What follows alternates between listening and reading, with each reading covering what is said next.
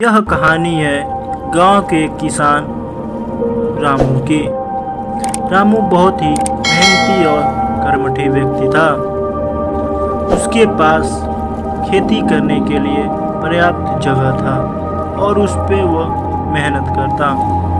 रामू के पास एक बैल था, इसका नाम मोती था। वह मोती के साथ मिलकर खेत में काम करता और फसल काट कर घर आता। शाम को वह मोती से प्रतिदिन बात करता। रामू अपने जीवन में काफी प्रसन्न और संतुष्ट व्यक्ति था, लेकिन उसकी प्रसन्नता उसके पड़ोसी गोपाल को देखी नहीं जाती। गोपाल एक बहुत अमीर और धनवान व्यक्ति था।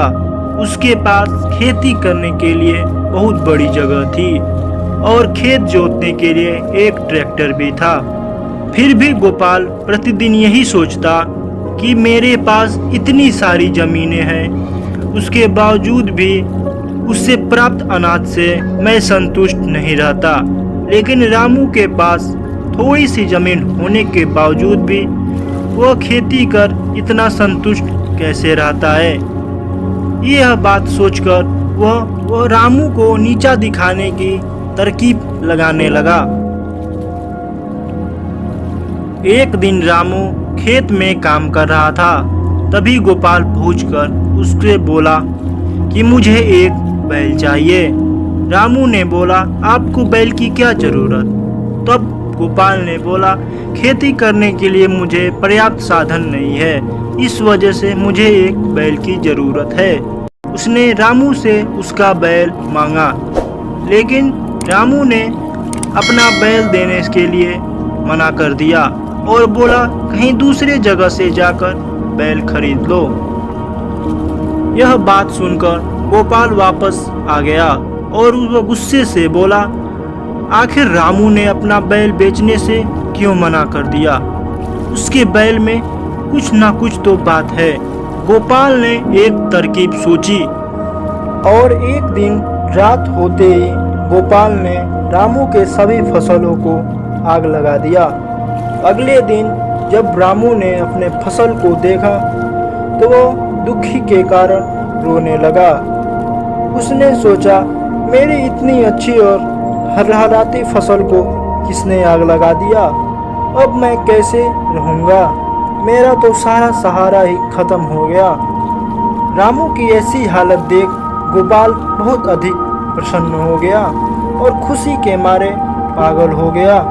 काफी समय बीत जाने के बाद रामू अपने घर में बैठकर अपने पास इकट्ठा पैसे को गिन रहा था और सोचने लगा कि इतने पैसों से हमारा घर अब ज्यादा दिन तक नहीं चल सकता। फिर उसने सोचा, क्यों न मोती को किसी दूसरे मालिक के पास बेच दूं। और यह कहकर उसने मोती को लेकर बाजार जाने लगा। बाजार जाते वक्त रामू के हाथ में कुछ बचे हुए पैसे थे जो उसने एक पोटली में बांधकर रखे हुए थे। फिर उसने सोचा, अगर ये पैसा कहीं खो गए तो मेरा क्या होगा? और उसने उस पैसे की पोटली को मोती के गले में बांधने का निर्णय लिया और उस पोटली को मोती के गले में बांध दिया। और कुछ दूर चलने के बाद उसे एक होटल दिखाई दिया और वहाँ वह रुककर कुछ खाने की सोची। मोती को वहीं पेड़ पर बांधकर कुछ खाने लगा। तभी वहाँ होटल का मालिक पहुंचा और मोती पर उसकी नजर पड़ी। तभी मोती के गले से एक चांदी का सिक्का गिरा। उस चांदी के सिक्के पर मालिक की नजर पड़ी और उसने सोचा कि बैल के गले से ये चांदी के सिक्के कैसे गिर रहे हैं। इतना बोल ही रहा था तब तक दूसरा सिक्का गिरा। यह देखकर होटल का मालिक समझा, ये बैल चमत्कारी बैल है। जब रामू मोती को ले जाने के लिए वापस आया तो होटल का मालिक भी वहीं पहुंचा और रामू से बोला, क्या तुम इस बैल को बेचना चाहते हो? तब रामू ने बोला, हाँ मैं बेचना चाहता हूँ। तब मालिक बोला, मैं इसके बदले में तुम्हें 2000 चांदी के सिक्के दूंगा। यह सुनकर रामू प्रसन्न हो गया। रामू चांदी के सिक्के लेकर बाजार की ओर चला गया और बाजार जाकर उसने 4 गायें खरीदकर वापस घर की तरफ लौट आया। उन 4 गायों की मदद से रामू ने दूध का व्यापार शुरू कर दिया। काफी दिन ऐसे ही बीतते चले गए। रामू अब धनवान हो गया था। यह देख उसका पड़ोसी गोपाल दुख के मारे पागल हो गया।